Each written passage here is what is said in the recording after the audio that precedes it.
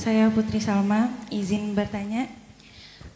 Jika kita sudah suci dari hadas, lalu kita baru sadar kalau kita masih pakai kutek, itu apa kita wajib mengulang mandi sucinya atau bagaimana? Siap, pertanyaannya bagus sekali. Siap. Sudah kadung mandi besar, terus ternyata waduh masih pakai kutek. Apakah kita harus ngulang mandi besar dari awal? Enggak? Oh harus. Oh enggak, gimana jadi pertanyaannya? A, harus mengulang dari awal.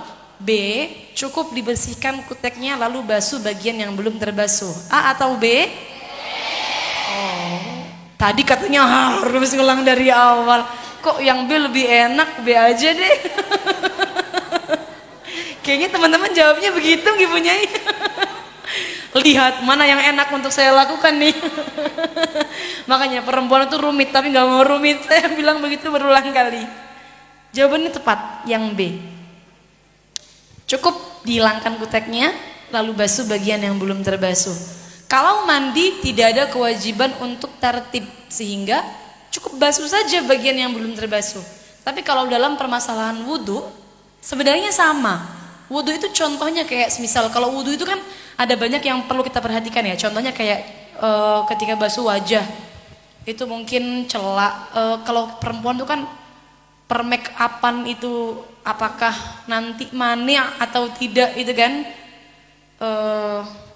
Celak sendiri itu kan kalau kita telusuri lebih lanjut, sekalipun bubuk kalau tebal itu kan kira-kiranya mani. Kalau tebal harus kita tipiskan terlebih dulu. Kalau gel yang kira-kira sifatnya kayak malam itu apa? Tahu nggak? Yang dibentuk-bentuk itu loh. Sekarang namanya apa ya? Play-Doh. Apa? Plastisin. Ya itulah pokoknya ya, itu ya, paham semua berarti kan. Kalau yang komposisinya dari itu kira-kiranya harus perlu untuk diambil baru bisa masuk airnya, maka sekalipun tipis, sekalipun setitik pun harus dihilangkan. Kalau pensil tipis maka nggak perlu dihilangkan, nggak apa-apa. Kalau tebal baru ditipiskan, seperti itu. Lipstick waterproof, maskara waterproof harus dihilangkan. Namanya waterproof pasti nggak masuk air. Namanya waterproof. Baru kalau semisal nggak waterproof kita bahas itu. Kalau semisal nggak waterproof kita bahas itu nanti masuk air apa enggak. Kalau waterproof jelas nggak masuk air. Kalau semisal udah kadung wudhu, wah ternyata tadi lipstiknya belum hilang. Hilangin dulu lipstiknya, basuh area bibir, tapi harus dilanjutkan kalau ini karena ada syarat tertib, maka lanjutkan basuh tangan lagi, usap kepala, kemudian basuh kaki lagi, baru selesai. Kalau wudhu karena ada tertib. Kalau mandi tidak perlu, cukup serit gitu aja.